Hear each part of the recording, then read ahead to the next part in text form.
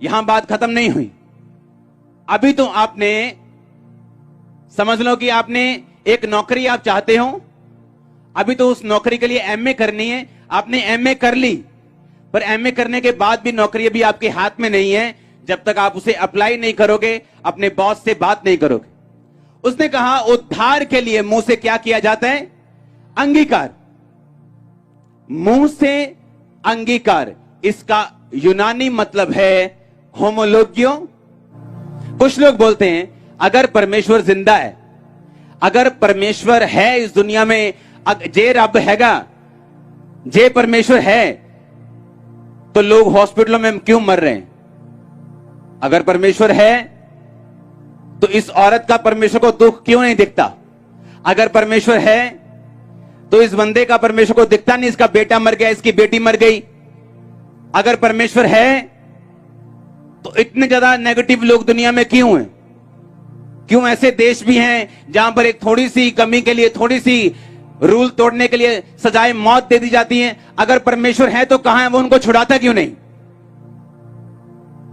अगर परमेश्वर है तो क्या उसको दिखता नहीं? हॉस्पिटल में हर 5 मिनट के बाद एक लाश बाहर आ रही है और उस लाश के साथ 15-20 लोग रोते हुए बाहर आ रहे हैं। अगर परमेश्वर है तो वो दया क्यों नहीं करता? वो तरस क्यों नहीं खाता? वो चंगा क्यों नहीं करता? बाइबल कहती उद्धार के लिए मुंह से क्या किया जाता है? होमोलोगियो का मतलब कहता अगर उद्धार चाहिए, हीलिंग चाहिए, डिलीवरेंस चाहिए, आजादी चाहिए, चंगाई चाहिए, कहता तुम्हें मुंह से क्या करना पड़ेगा? किस चीज का?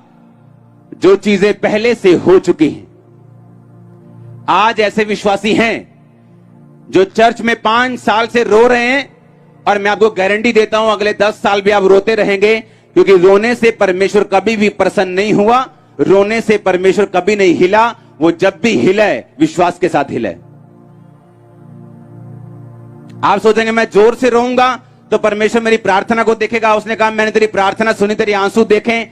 वो अकेले आंसुओं की बात नहीं कर रहा, वो विश्वास के आंसू हो तो अलग बात। सुनो मेरी बात, कहता मुंह से अंगीकार किया जाता है। किस चीज का? किस चीज का? जो चीजें पहले से हो चुकी।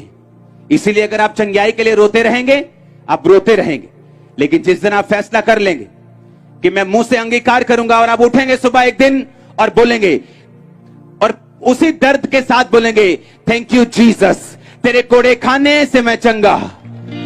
आप परवाह नहीं करेंगे वो दर्द वहां है, आप महसूस करने की कोशिश नहीं करेंगे, आप फील करने की कोशिश नहीं करेंगे, आपके दिल को क्या लग रहा है, आपकी रिपोर्ट्स कब आएंगी, आप इन बातों की कोशिश नहीं करेंगे। कहता उद्धार के लिए मुंह से क्या किया जाता है? अंगीकार। किस चीज का? यूनानी भाषा में, असली भाषा में बाइबल कहती give thanks for the salvation. अपने उद्धार के लिए क्या कहता? क्या कर? धन्यवाद दे। किस चीज का? क्योंकि जो आपको चाहिए वो परमेश्वर कर चुका है। आप सोचो आपको क्या चाहिए? आपको क्या चाहिए? आपको छुटकारा चाहिए दुष्ट आत्माओं से। वो कहता मैं कर चुका हूं और मैं तुम्हें अधिकार देता हूं दुष्ट आत्माओं को रोंदने का, शत्रु की सारी सामर्थ का, बीमारियों के ऊपर, दुर्बलता की आत्मा के ऊपर, अशुद्ध आत्मा के ऊपर मैं तुम्हें अधिकार देता हूं।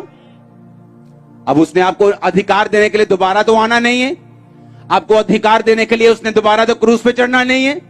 इसलिए बाइबल कहती है जो उद्धार चाहते हैं, वो फाइनेंशियल उद्धार हो, वो आत्मिक हो, शारीरिक हो, सेहत का हो, उन्हें थैंक्स करना पड़ेगा, उन्हें मुंह से अंगीकार करना पड़ेगा, क्योंकि मन से विश्वास करना आपका पहला स्टेप है।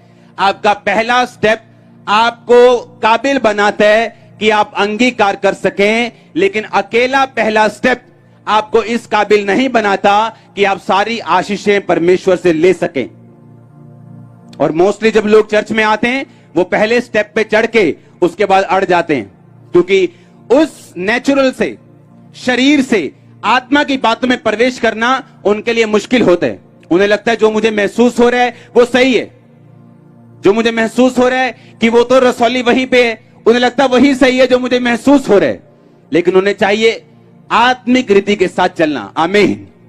और मैं आपको बताता हूं, आपके शरीर की, आपकी सेवकाई की, आपके फाइनेंस का सबसे बड़ा बदलाव तब शुरू होता है जब उसका बदलाव आत्मा में हो चुका हो।